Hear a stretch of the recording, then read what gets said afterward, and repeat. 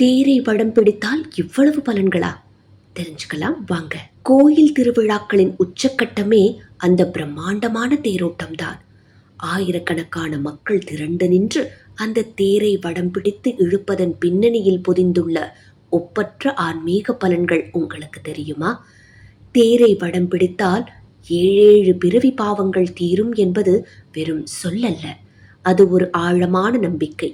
ஆன்மீக ரீதியாக தேர் என்பது நமது உடல், அதனுள் வீற்றிருக்கும் இறைவனே நமது ஆன்மா. அந்த தடித்த வடத்தை பற்றி இழுக்கும் பொழுது நம்முடைய கர்ம வினைகள் அனைத்தும் அந்த இறைவனின் பாதத்தில் சமர்ப்பிக்கப்பட்டு மன அழுக்குகள் நீங்குவதாக ஐதீகம். வடம் பிடித்து இழுக்கும் ஒவ்வொரு அடியும் ஒரு மனிதனின் வாழ்நாள் துயரங்களை போக்கி வாழ்வில் ஒரு புதிய நல்வழியை திறக்கும் வல்லமை கொண்டது.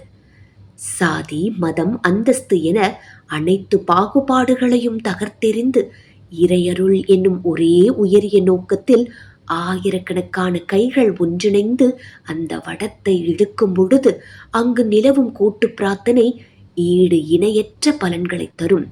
மனதிற்குள் இருக்கும் எதிர்மறை எண்ணங்கள் மறைந்து அமைதியும் மன வலிமையும் ஒரு சேர கிடைக்கும். வெறும் ஒரு கயிறு எப்படி நம் வாழ்வை மாற்றும் என்று சாதாரணமாக எண்ணாதீர்கள். அது இறைவனின் பேரருள் நேரடியாக உங்கள் கரங்களுக்கு வந்து சேரும் ஒரு புனிதமான இணைப்பு.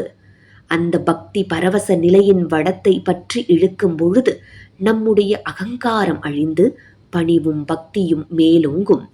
நம் முன்னோர்கள் வகுத்த இந்த புனிதமான செயல் ஒரு மனிதனை ஆன்மீக ரீதியாகவும் மன ரீதியாகவும் பக்குவப்படுத்தும் ஒரு உன்னத வழியாகும்.